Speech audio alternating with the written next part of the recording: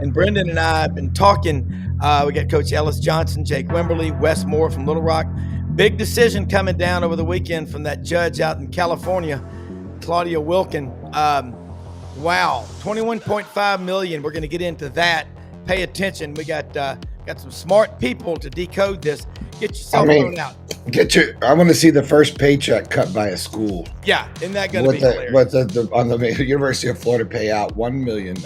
Yeah, it's crazy. Take a picture with your phone of the QR code for Twitter. We're on Twitter, Facebook, YouTube. Hey, the best 60 minutes, a full 60 on the SEC you'll find anywhere Monday through Friday. Right here on this channel. A little slow this morning. We got our coffee, but that's on me. So sorry to our guests. We won't wait too much longer. I got summertime children in the house. So gotcha. Life is a little different for single dad. It's fun. It's fun. Summertime. I wish mine were that young again. Really? Okay. Well, because there's 100 days of summer and we're at like 86, but who's counting? Nobody. I'm not counting. Yeah, nobody. I love it, man. I love summer like a kid. All right, Jake, we're going to get you, Coach Johnson and Brendan and I, and the free world is waiting your interpretation of what Judge Claudia Wilkin decided. We kind of have known where this was going. We've had several possibilities, but your takeaways, the top three. Well, first off, let me give a shout out to The Athletic. And if you guys want a really good, kind of a precursor to this, Justin Williams wrote a great piece over the weekend. If you follow, and I think they actually have this as a free article. Yeah, he really kind of lays this weekend. Lays it out perfectly. And I agree with everything that he said. So in theory, here's what we got. Every school gets 21.5 million, and they recommend, hey, most people are going to say, hey, we're going to put, 70% to football. We're going to put, a little bit more towards basketball, baseball, and then we're going to have crumbs for the rest of everybody else. Everybody goes, okay, great. That's good. We've actually got money we're going to pay our athletes now. Then they say, hey, on your collectives, if you're going to have an NIL deal, a name, image, and likeness deal, anything over $600, they have these clearinghouses that you now have to go through. That's going to, basically be these oversight committees of these deals. What's going to happen? And think about this. Ohio State spent $20 to $30 million on their football team last year. Texas, indirectly, the reports that are out there through the Houston Chronicle and others are spending anywhere north of 40 this year. So you're going to tell me that we're going to comb back from 40 million all the way back to about 12.5 million per football team? That's not going to happen. Mm-mm. What's going to happen, at least in my estimation, and I agree with Justin Williams on this as well, is we have come full circle to where you're going to see money run back under the table. You're going to see people pay for players. Yes, great. The school's going to have their money, but then you got a quarterback out here or running back or whoever. There's going to still be money put under the table. Oh, and by the way, the Title IX lawsuits that are going to be happening. Yeah. Plus, you can't really tell a booster out in Texas that's $1 million, going to want to pay $1 million to a quarterback that he can't do that or she can't do that. This has really done nothing but make it worse. Absolutely agree with you. Let's go to Winsboro, South Carolina, for a graduate of the Citadel. He was a wise man. Coach, can you imagine being a position coach in college football, having to pass out paychecks? Or they may decide to take the auto deposit like most of us do in the business world. Well, I've been belly aching for 2 years about all this, and y'all probably tired. No, we're not. Me. You're right. It's just and I don't know if it's retired of me or what it is. I didn't play major college football. I played 1AA football. Well, it wasn't called that back then. But I've coached on every level, and this was all about 2% of the athletes in college, and it's really silly. I think that you couldn't break it down any better than what Jake just said, and all this thing's going to do, this case, is just going to make a bunch of more lawyers rich. Yeah, I would agree with that, and I think also, guys, we're going to see fewer coaches get fired because, I mean, when you look at the curse of Jimbo at A&M, the $75 million they had to keep, they're continuing to pay him.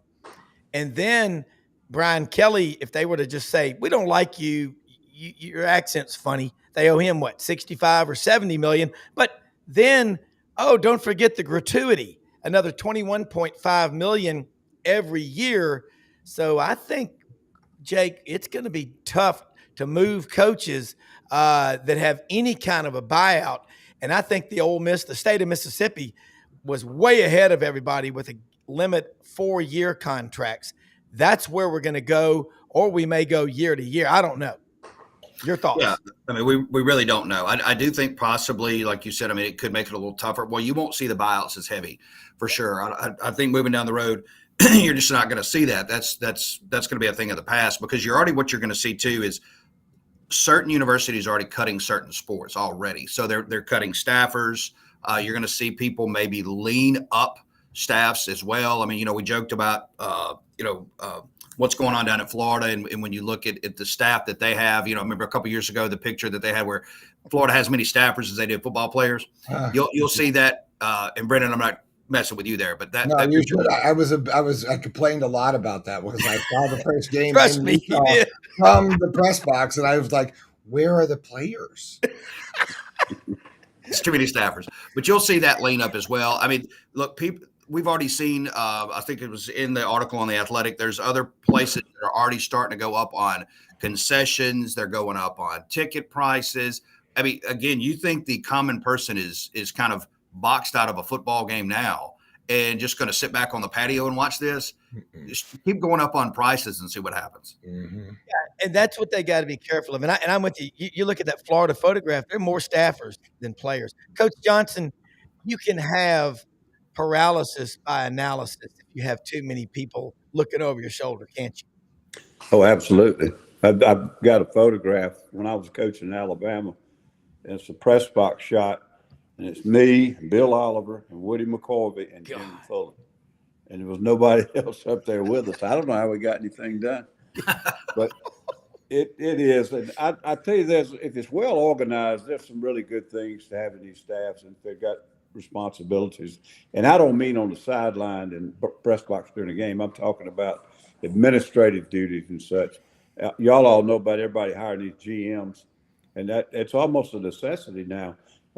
Hell, it would give me a headache every morning to come in and try to figure out the financial and the numbers and all this other stuff with the portal and NIL that we're talking about. So I sort of understand some of the staff situations now, but this thing's going to be a mess. So I've said that a million times in the last 2 years, and it's finally coming to a head, I think.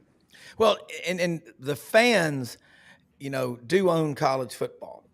Ultimately, it's because the fans are the shareholders. So eventually, you can be the CEO of a company. You could be anybody, a big CEO, and be voted out by the shareholders. You get somebody to come in there like a Carl Icahn in the business world comes in, they call it a poison pill, but you get in there to the shareholder. The fans are going to start forming groups. I'm going to predict this. You're going to start seeing because the love of college football comes from our love of the laundry, the brick and the mortar. And as coaches, and I'm not against guys getting paid. I'm not. I'm a pure capitalist, man. I'm also against everybody being paid the same because, that's kind of like, you go to college as a freshman, you work your ass off, you come home with a 4.0 and your roommate is out getting drunk every night and gets a 1.0. And your parents are like, man, I thought you said you got a 4.0. What do you mean? Well, the way the system works to make everybody, we don't want to hurt anybody's feelings. They took your 4.0 and dumbass's 1.0 and made it a 5.0. And so you only have a 2.5. What? That's what will get people's attention. And that's where we're going to go. The fans right now, this is the trend I've seen. And I call it the Grove effect. There is sometimes 50, 60,000 people outside these stadiums while there's 90 or 100,000 inside. You know what?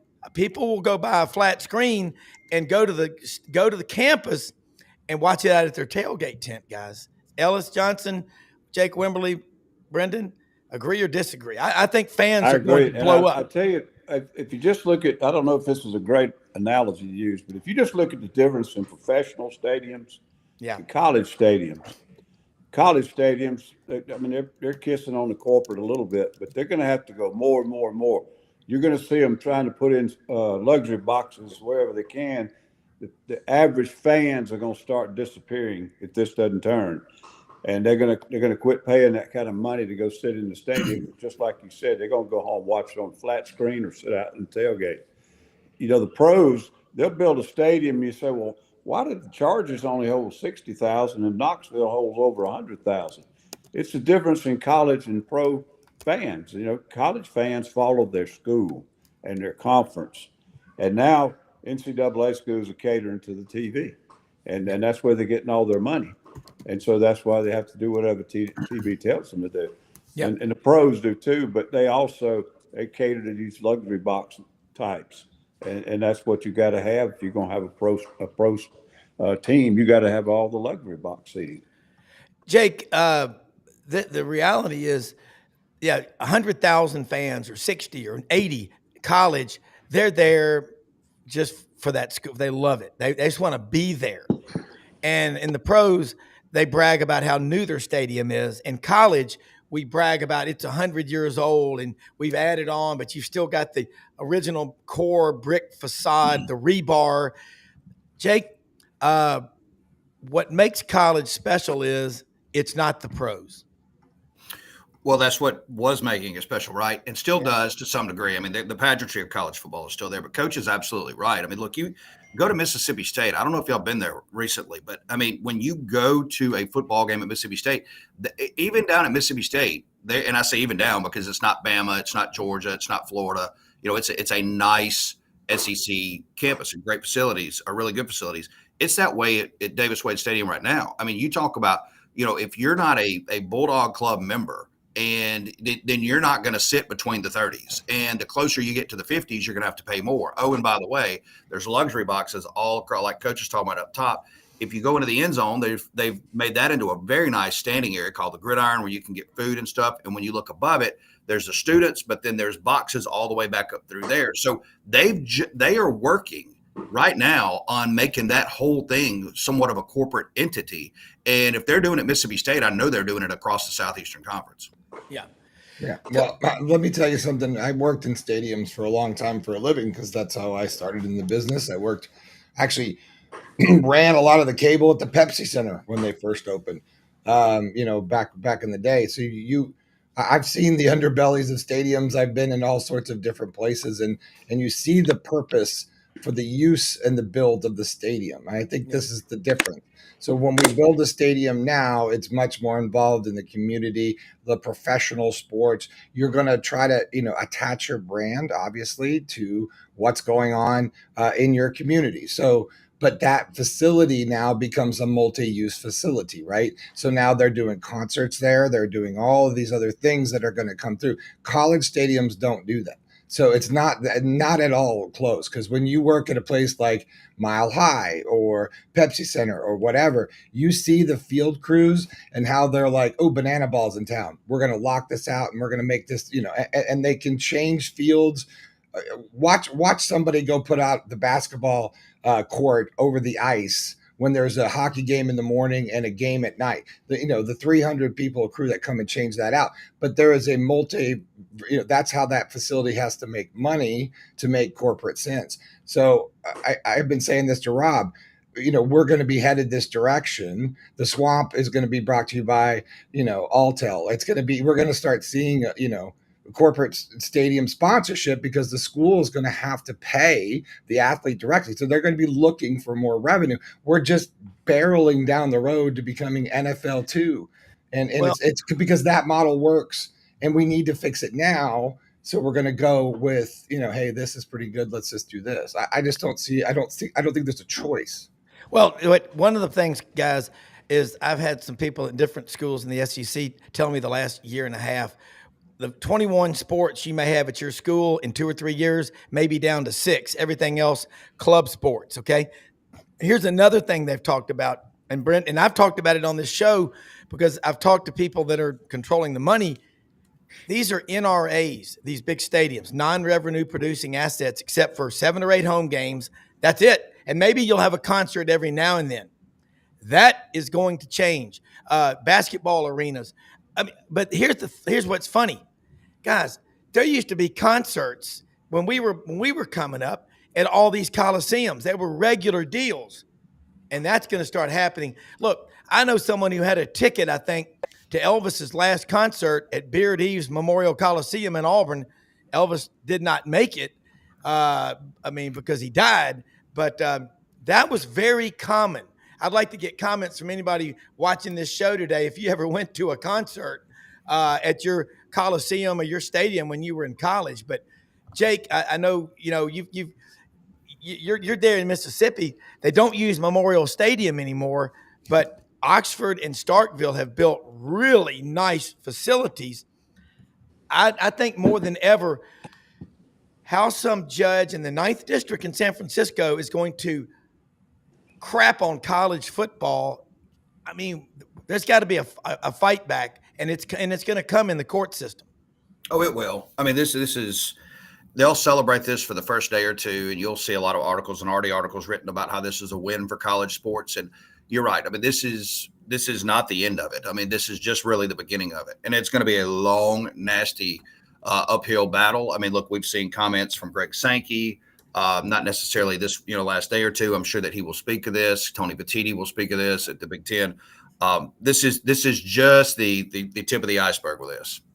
Yeah, well, I like what Peter Riley says. UPC, University Program Council. Hell, I saw General Westmoreland in 1984. I mean, you would see people. This is what I think is happening. I think fans love their colleges. And Coach Johnson, you have coached, and you've coached a lot of players over the years. They all want to come back. They want to be on campus. They want to be on the sidelines. It's always darkest before dawn, and my phone is blowing up going, there's your free market, Rob. Blank this, blank that. Blah, blah, blah. Those are your friends that won't come into the chat room. Yeah, well, it's okay. One in particular. Just wondering, Rob, if they Fort Lauderdale. And I'm like going, come on. He doesn't know how to. Says he doesn't know how to do it, but I love him, and he was born and raised, in Auburn, and I'm going, hey, you picked the campus, Coach Johnson. What I want to know is how dialed in are these kids that are coming? I mean, right now, and we're going to talk let's do this. You know what? Claudia Wilkin, what did Gandhi say? I will not allow other people to walk through my mind with their dirty feet. Okay, we've had enough of her. Let's talk. Who are the top team? You've talked about canceling sports. Do you know who brought these cases? What kids brought the house cases? One's a swimmer, and the other one, I think, is a volleyball player or something. Yeah. They were minor sports. Their sports are going to end up being canceled over all this. Then piggyback off of Brendan a little bit. The other day, they were talking about the Bananas were coming into Clemson. And I thought they were going to maybe play the baseball team as a joke or something like that. And then about a month later, they'd already been here and gone. And I'm over to Buddy's house, had a knee replacement. They said they packed the Valley for those guys. So they're becoming a phenomenon. I said, they played them in Death Valley? They said, yeah, they converted it to a baseball field and played them in Death Valley. I'm telling you, 15, 20 years ago, that would not have happened. Well, because the NFL stadium can't hold them, Coach, because they're doing 80,000, 90,000 people. They would never have converted that stadium to accommodate that activity. But like you're saying, they got to have the money anywhere they can find it. Yeah, and you're going to see, Jake. Let's think about this. You're great with numbers. Season tickets, everywhere you go, there's a waiting list.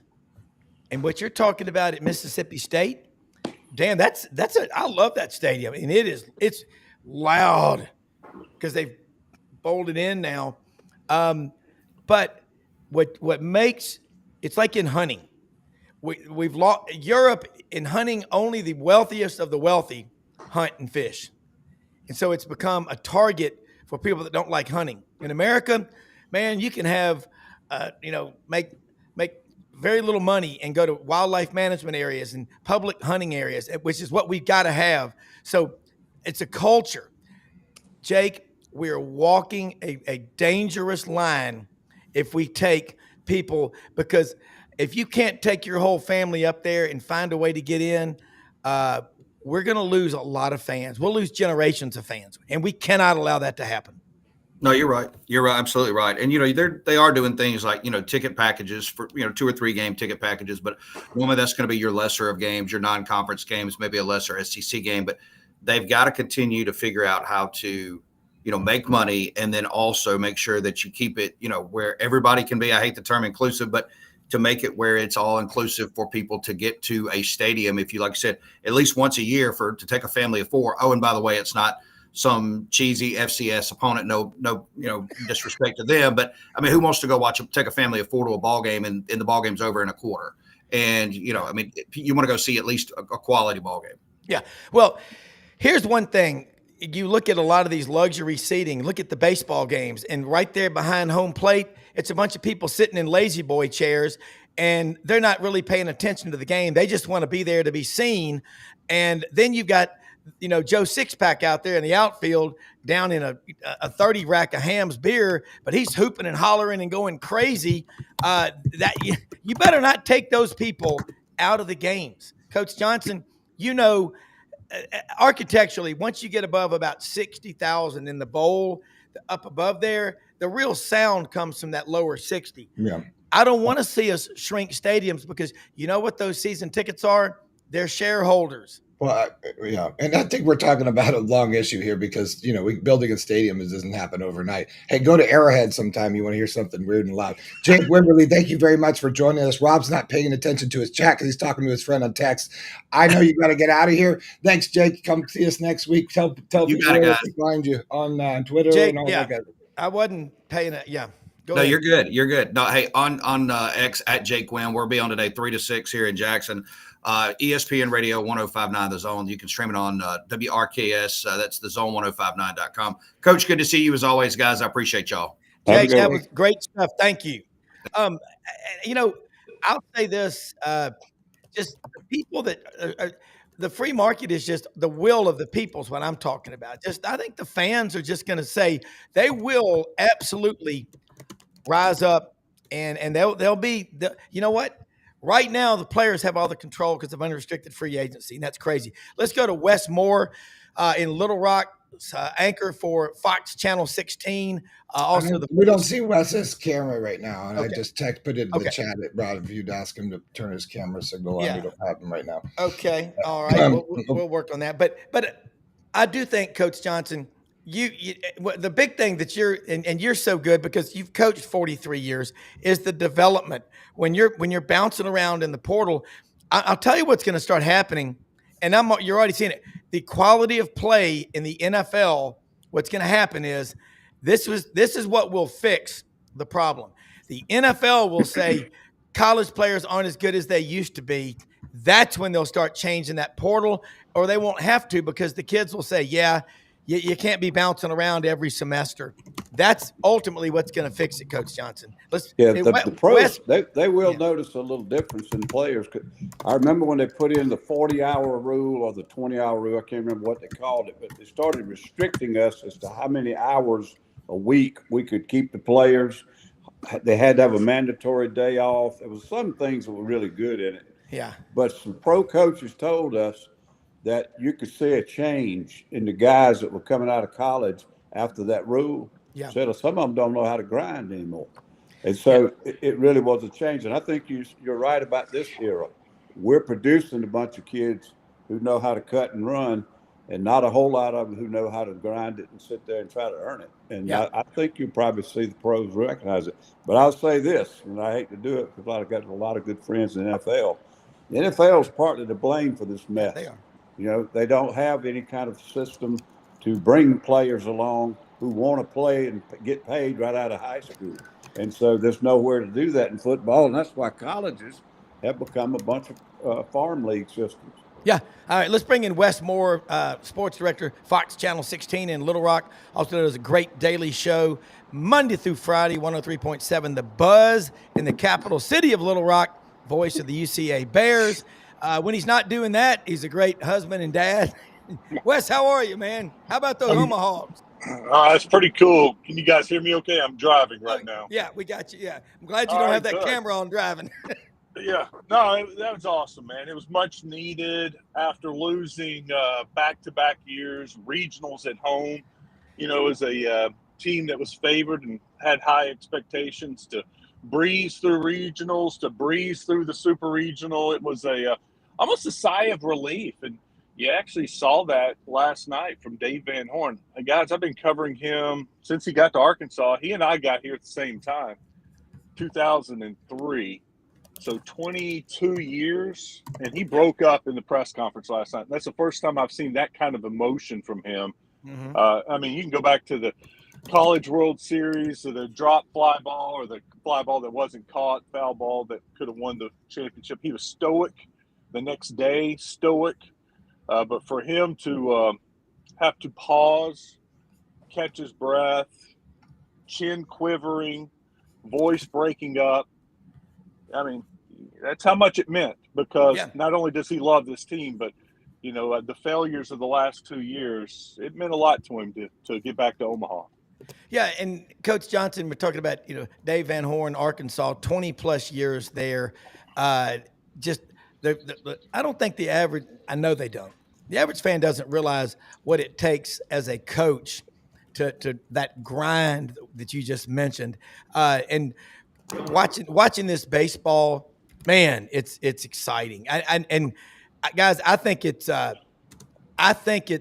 growing at such a rate that I'm not saying it's as big as March Madness, but it's making us love baseball a whole lot more, Coach Johnson.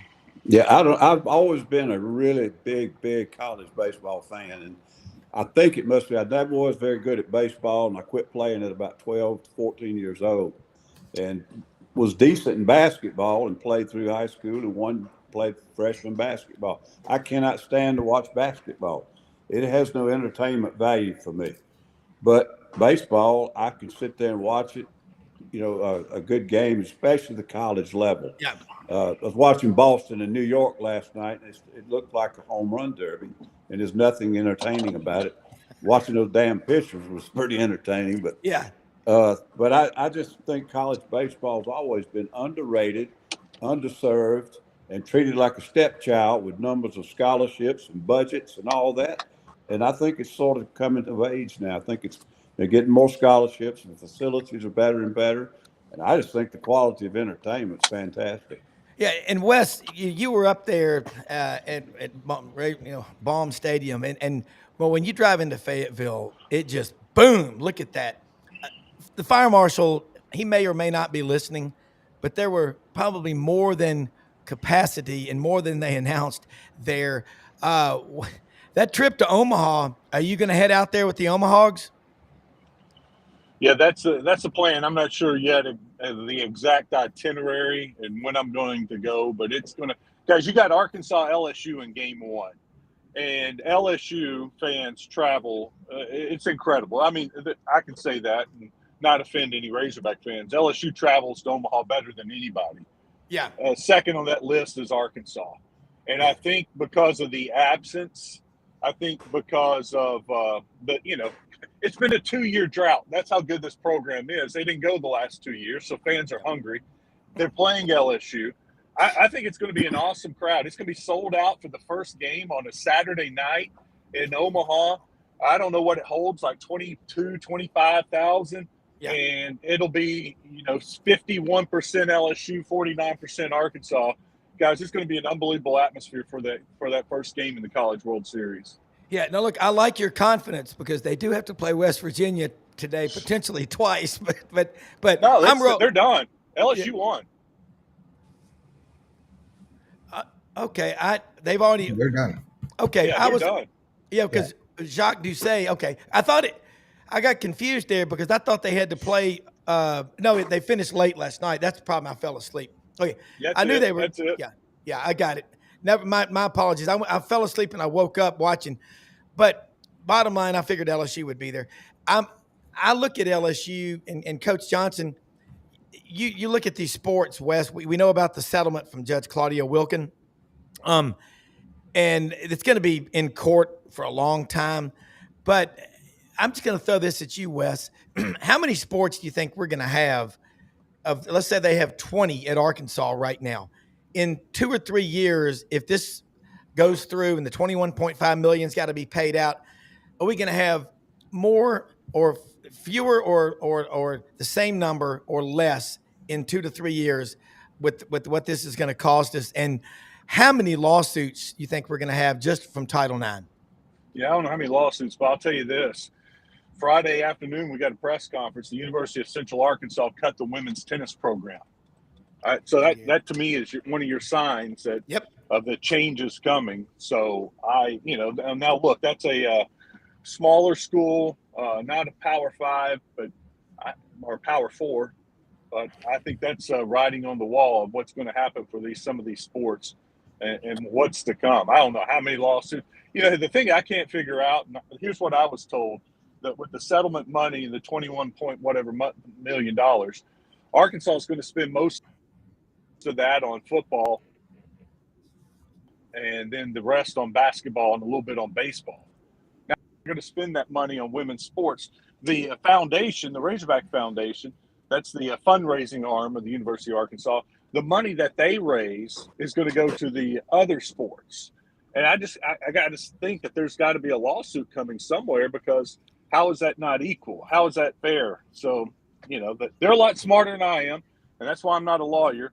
But I think you're right. There's going to be lawsuit after lawsuit, and then they got a lot to figure out. This is just the drop in the bucket with the news.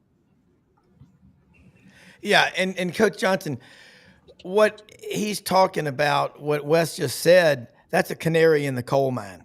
Absolutely. Yeah, and I hate that. Yep, and I think it's ironic that the two kids who actually brought the house, the kid with the last name House, is a swimmer, and the sport's probably going to get canceled in about 2 or 3 years. Yeah, that's the dangerous part of it. Wes, let me ask you. We got your picture up there now, and you look like you're doing the 6 o'clock news or the 9 o'clock news on Fox Channel 16, folks, in Little Rock. Wes, you came out of Texas. I got to ask you a question. You played aren't you from Jacksonville, Texas? Yeah, that's right. Okay. So when you played high school football, I want to throw this question at you, and then I want to get back to Coach Johnson. You look at, I think it's great for Arkansas having Texas and Texas A&M now both in the SEC. A&M with a head start, obviously. But I'm looking here at big picture. The kids in Texas, they get into diet and training on a level that some people don't see until college. When you look at players that come out of Texas and you look around the SEC, what is it about them? I almost think some of them, when they're freshmen in college, they're almost burned out, because I think high school football is actually bigger than pro football in Texas. Now, you grew up down there. Am I right or wrong? Well, here's the thing. The kids in Texas are fully developed. They're ready to go as freshmen, and they're ready to play.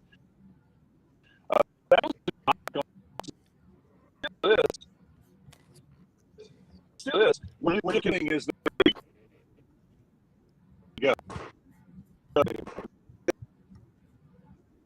So many they have.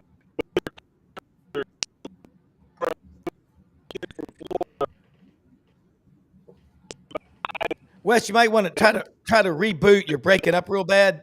Okay. I went through a bad spot. Okay, there you go. You're good now. You're good. I'm better now. Good. Yeah. And so the kids from Florida or Georgia, they have a higher ceiling that they haven't gotten close to. And so you can develop those kids, and maybe they have a higher ceiling, whereas the kids in Texas, they're already there. And so you think you're going to develop these kids and they're going to be even better and greater from Texas, but they're so much closer to their potential that doesn't happen. So that's one of the knocks I would say on Texas. Yeah. Coach Johnson, you've recruited Texas. You've recruited Florida and Georgia and Alabama and Mississippi. You've recruited all over the country. Let's be honest. Kind of piggyback off of what Wess Moore just said, because I agree with his point about the Texas kids. Yeah, it varies from town to town, but overall, if you go into Texas high schools, the money they've poured into it facility-wise and equipment and all that kind of thing, and it really is almost kind of like a religion, high school football down there. Now, if you get into population and all that, there are all kind of factors that make a state more, better recruiting area and so forth. But there's no question about it. And I can remember, I think we talked about this on this show the other day, when Arkansas left the Southwest Conference, they had a period of recruiting that they were kind of lost because they didn't have any common opponents down in Texas. They couldn't go down there and recruit those kids and say, hey, we're going to play down here 3 times next year. Your parents are going to drive 30 miles and watch you play. They couldn't say that for several years. Now you got Texas and A&M in there. So, and I think it was, I can't remember if it was Coach Hatfield or if it was Coach Holtz, but one of them told me one time, he said, when we recruited a kid from Texas, he played right away. He helped us right away. When we had to recruit one from Arkansas, sometime it took 2 or 3 years. And it was just a difference in the programs they came out of and the level of commitment to so forth. And I think some of it's gotten out of hand. Yeah. They got $23 million stadiums, and half the school can't read 3rd grade level. So, it's not all good, but there's no question about the difference. Coach, I've heard Urban Meyer say enough time in our podcast in the fall, Best Fridays in Football, that he that's where he recruited all his best guys. He went to Texas. And that's, that he always goes on about, he's like, I go to Texas, you got to go in your backyard in Florida and California. But he said, all the best players come out of Texas. That's where you want to go. Look at DJ Lagway. Yeah, there's numbers wise there are. And Wes, you're right there in Little Rock. You cover Arkansas, but I like to say the western flank. You've got Missouri north of you, Oklahoma west on I-40. What's your general thoughts on the SEC adding Oklahoma and Texas? In baseball, Texas was on top of the world, but they still lost 7 or 8 games in the regular season. They won it in softball, and I'm just curious, that's a big state. There's a ton of money, but Arkansas baseball is really, and LSU are the last 2 SEC schools standing. And that's 1/10 of the population of the state of Texas. Yeah, I'll say this. By adding those, it just creates more interest in the SEC for the state of Texas and, of course, Oklahoma. I can tell you this. When I was growing up in Texas in the 80s and early 90s, all we watched was Southwest Conference football or Big 12 football. The SEC was another conference. Right. And so I can see why kids from Texas would, they didn't go to the SEC as much. They were going to play it. They didn't want to stay home like Coach was talking about. Well, then by opening the door of Texas A&M coming in, Texas now, I mean, the SEC is where you want to play if you're in the state of Texas. And that's helped recruiting for all the schools, not just Arkansas, but everybody. I mean, think about LSU and able to go over into Texas and get recruits. And it goes in all sports. Basketball seems to be more of a nationwide recruiting, and maybe that's because we've got Calipari in Arkansas and things have changed. Yeah. Even Musselman was that way. He recruited the entire country. But for baseball, for football, in softball, you see the state of Texas and more kids, and Oklahoma, wanting to stay or play in the SEC. The state of Arkansas, Dudley Dawson comes on from hogville.net on Wednesdays with us. He does Fearless Fridays. There's a little over 200 high schools that play football in the state. Texas, man, it's I think it's like over 1,500 because the Texas High School Coaches Convention, Wes, that's over 15,000 people there. Looking at the conference, Coach Johnson, given those numbers and all, Missouri, that state produces a few players. Arkansas, it's a smaller population. They don't as many. But when you're, let's say, Sam Pittman going into this year, this is his 6th year. You got Bobby Petrino coaching the offense. As great an offensive line coach as Sam Pittman is, and you've been a head coach, how hard is it for him to say, okay, I trust you, I'm going to go coach the offensive line? I'm curious how that works. Well, it varies. I mean, it depends on the coaches, their relationships, their experience level, and so forth. But other than saying, we're getting a little bit tilted too much toward the pass or something in generic or general, he ain't going to mess with Petrino. I mean, I think Bobby Petrino is one of the best in the business. And I mean, it doesn't mean you can't ask him what the hell you're doing. Yeah. But to sit there and say you're going to micromanage any part of it, I wouldn't think he's even paying any attention to that. Yeah, curious. By the way, Wes, we were talking about these big arenas, coliseums, football stadiums in college. I call them NRAs, non-revenue producing assets, outside of the college games that are played there. Leave it to Maury D. Gaston from Sylacauga, Alabama, now Mountain Brook. I wasn't able to comment when the topic was live, but I did see Bob Hope in Auburn's Memorial Coliseum in the fall of 1974. And then the Commodores, who were from Tuskegee, 19 miles away, sometime between 78 and 81. Good times. Wes, all that being said, financially, Arkansas, the razor's edge, I think that's the collective up there. What do you think will happen at Arkansas to all the sports they have with this? Checks being cut directly from the university, and we talked about it before you joined us. Is that going to be more under the table money and shenanigans? I'd be shocked. I'm being facetious.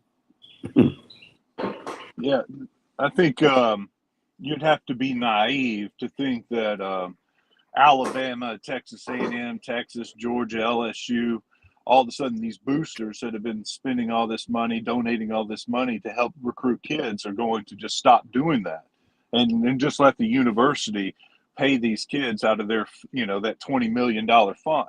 They're going to find a way. They're going to create something, another collective or whatever. They'll find a way around the rules or not maybe around the rules to bend the rules to where it's legal. They're going to continue doing it. I mean, people who think that this is about to be an even playing field are just naive. That's never going to be the case because you're going to have boosters that want to win, and they're going to find a way, a legal way, to entice kids to come to their school and to keep them at their school. So nothing's really going to change except for now the schools have to use some of their profit to pay these kids. Yeah. Coach Johnson, you think about this, that I think the head coaches now are getting further from the collectives and saying, y'all run that, I want to coach. Think about Kirby Smart. Think about Dabo, Billy Napier at Florida. It's about campus culture and coaching, and then the collective has got to be, run separately, even though if they don't do it right, you're going to not have enough players. I think that's why you've seen this trend of bringing in these GMs, and they already had some of that going on. They weren't calling them GMs, but they've just had to. Coaches, I think, realize that they're getting pulled away from what they need to have their attention on. And so that's why I just said, hey, I got to get somebody in here that I trust, that understands how to do this. And some of them had to go to NFL level to find somebody. One of my good friends is Joe Judge, played for us at Mississippi State. And, Joe was up at New England, and he had the Giants for a little while. He's now on Lane's staff as sort of an analyst or advisor, and he's been there about 3 or 4 years. He was the only person in the building other than Lane that had a little NFL background. And he said as they were having these issues come up on the portal and NIL, he was able to weed through it just as quickly. And, hey, this is what you ought to do. Move a little money to this guy, move a little money to this guy. Tell this guy if he doesn't want to play for nothing, go somewhere else and play. And he'd already had to deal with it in the NFL. And although they weren't calling him a general manager, he was really taking that duty for about a year and a half.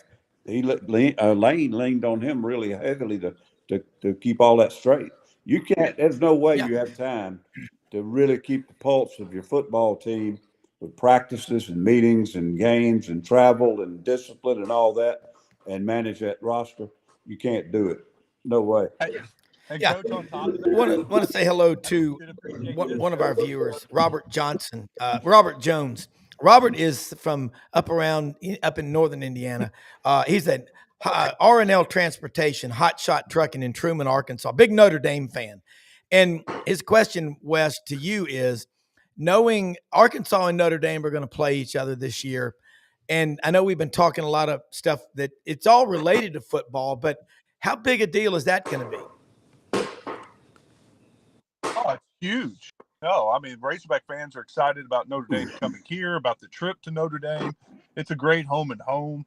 It's a marquee opponent. And so that's kind of, I mean, Arkansas is always going to have games circled on their schedule with SEC opponents, but this is a non-conference marquee matchup that has the fan base excited and a chance, of course, Arkansas is going to be a big underdog, probably a double-digit underdog, but you go out and beat Notre Dame, that's a way to make a statement across the country. And so that's what this team will be focused on, is trying to get their name out there and early in the season to knock off one of the big boys, somebody that was in the playoff last year. That's the goal of every team. I don't care what, people are projecting them to do, but the goal is to make the playoff. And you beat a Notre Dame, man, that gives you an opportunity to create a name and get a quality win. And I was going to tell Coach this too, listening to him talk about the GMs. Coach Pittman said that it was hurting his relationships with the players. And you know how important that is. But when you got a guy coming in and saying he wants this amount of money, and he's got to tell him, well, you're not worth that kind of money. I love you, but we don't have that kind of money, or I don't think you're worth. That's just not good for the relationship for a kid. Now you take that off of his plate, let the GM take care of the money. You know how money is a touchy issue. Well, you got the head coach, a guy that you think is a father figure, a guy that you, that you trust, and he's having to tell you something you don't want to hear. That's not a good for a relationship. And so I think that helps the coaches also. Great take, Wess Moore. That's exactly it. And Coach, I mean, think about our kids with allowance. You hadn't done what you were supposed to do. And but magnify that if you're getting $500,000, Coach Johnson, you're going out there trying to get your guys dialed in on the game plan. And 3 of your 7 guys at your position you're coaching are bitching about their contract, or they hadn't been something that's how this is going to be. That's an element I've never dealt with to a large degree. And I've coached some players that I knew somebody was helping. And that's kind of a similarity in the fact that I didn't have to deal with it. I knew somebody was taking care of them, and I wasn't getting in the middle of it. Of course, NCAA rules and all that. And the one thing I do remember, and I can look back now, 40-something years of coaching and been out for about 7 to 10 years, I don't really recall a lot of my players that I only had for a year or two. The players I really remember are the ones I probably recruited, coached for 3 or 4 years, may even stayed on as a GA for a year or two. The point I'm trying to make, these 3 and 4 year relationships in college football, they're disappearing. And I think it's going to be a damaging effect too. The portal is creating a lot of shifting and guys running in and out of the door. And you don't have a lot of what Wes was talking about with Coach Pittman, a relationship where the kid will come to you and ask for your advice on something, almost like a father figure. That stuff's going by the wayside now.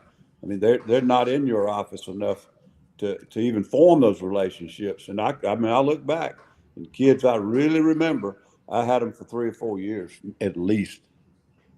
To bring it all back around, to look at this Razorback baseball team and the emotion that they showed yesterday, you look at some of their top players, heck, most of the team, they're guys out of the portal. They're transfer guys. And I think that says a lot about Dave Van Horn and his staff to create a relationship, a bond in just less than a year with these guys, and how they play for each other. They love each other. They love the staff. And Coach Van Horn has gotten really close with them. So I think it's pretty remarkable. And that kind of tells you what a special team this is. And look, they're playing that way. For them to have so many guys out of the portal that have just been in Fayetteville probably since August, you're looking at 9 months, and for them to come together like this and to form a team and to play for their coach and play for each other, that's a pretty special team. Wes, you played college football, correct? No. Okay, but you played, high school. But either way, you still remember your coaches that you had from high school. If any of them, and you're a young guy, y'all are both right. That's what makes this so special. And I have been told this by some different SEC people that these head coaches at some SEC schools have walked away and said, I can't do it. And y'all nailed it. It's messing up the relationship with you and the players.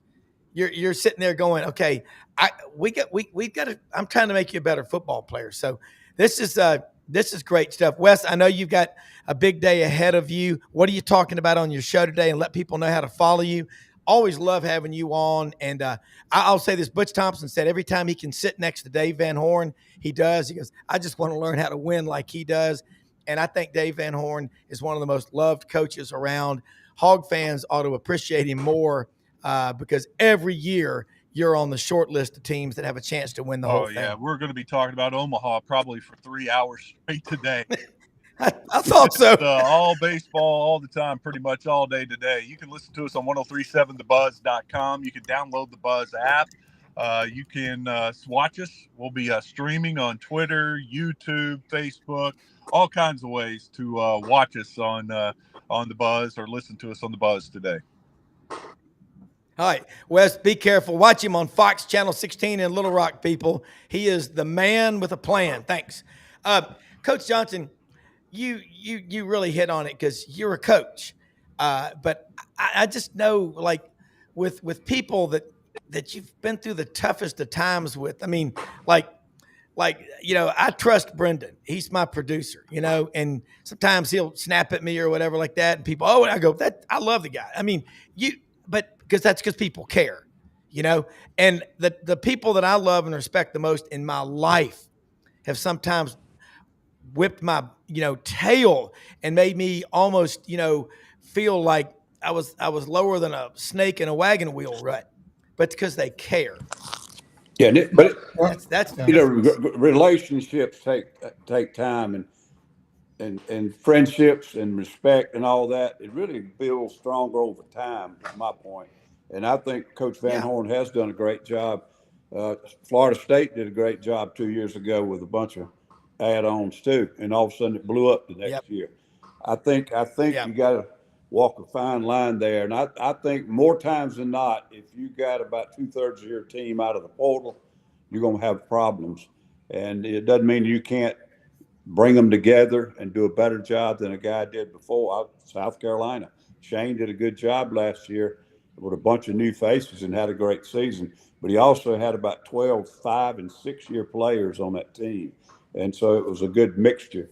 But the portal has proven to create a lot of, I don't know, not dissension, but detachment.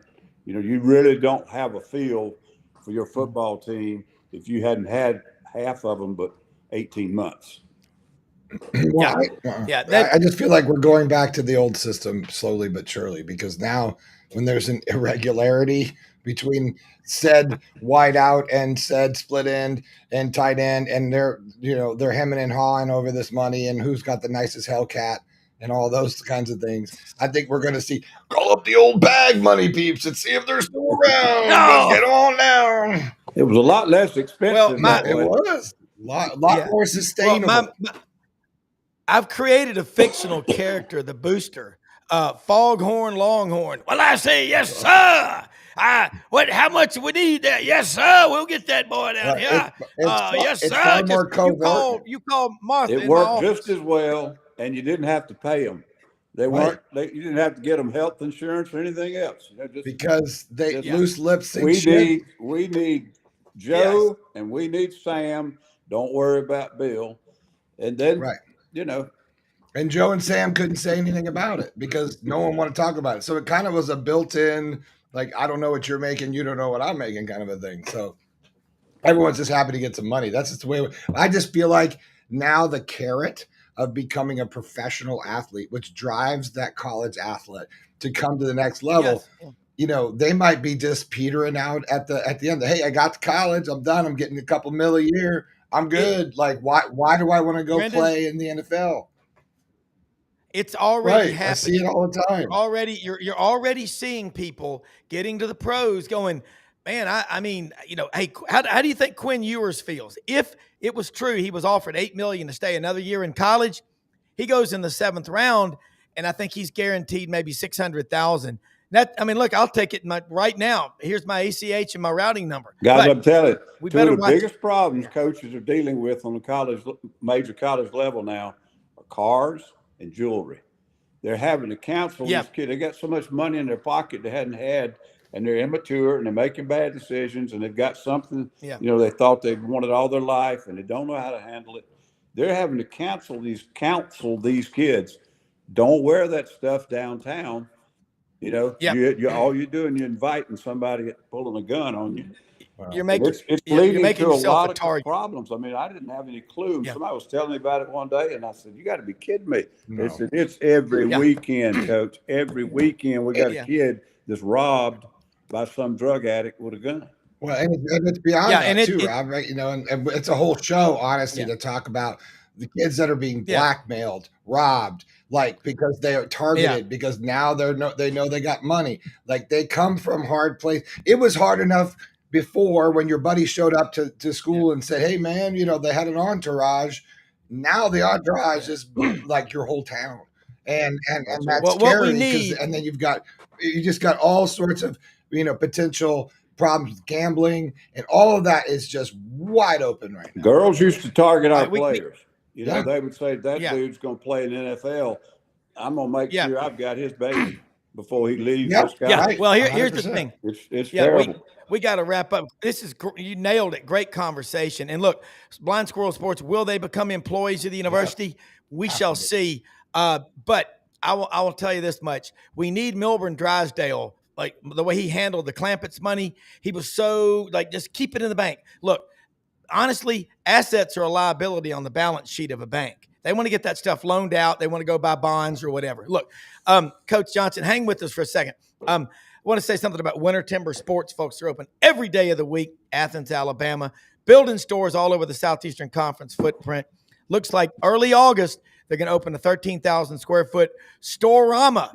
They're on University Drive in Auburn. All your outdoor hunting and fishing needs, everything you need, they got it. Also, Landers Ford, people, it's never a bad time to go look for a new car, truck, or SUV.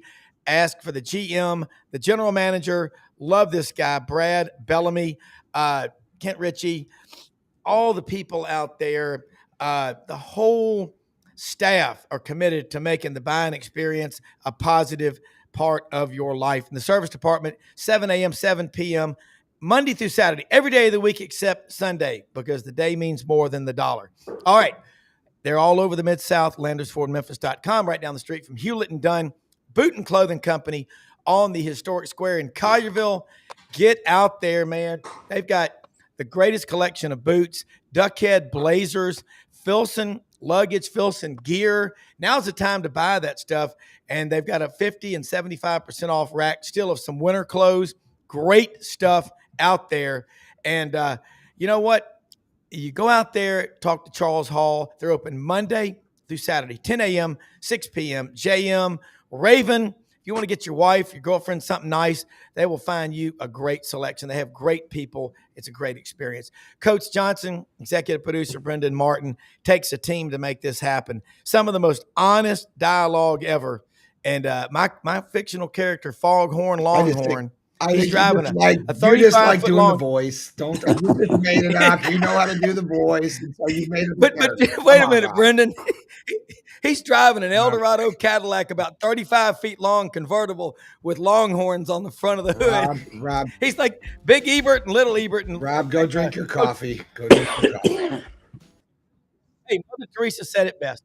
We can all do something. We don't have to do everything, but we can all do something. Most often we see the face of Christ in the least among us. Every day you get a chance, get out of your comfort zone and help somebody that needs help. We're all blessed for it. Watch this show tonight, Buddy Martin, 9 p.m. Eastern, and this channel as much as you can. Thanks Coach. I heard you broke the Guinness Book of World Records this weekend, by the way. Tom Cruise jumped out of an airplane like 16 times and lit it on fire and kept cutting the water and letting it on fire. So, hey, you're looking pretty good for doing that all weekend. Thanks, Tom Cruise. Always reruns. Thanks, Coach. Night, John Boy. Have a great day, everybody.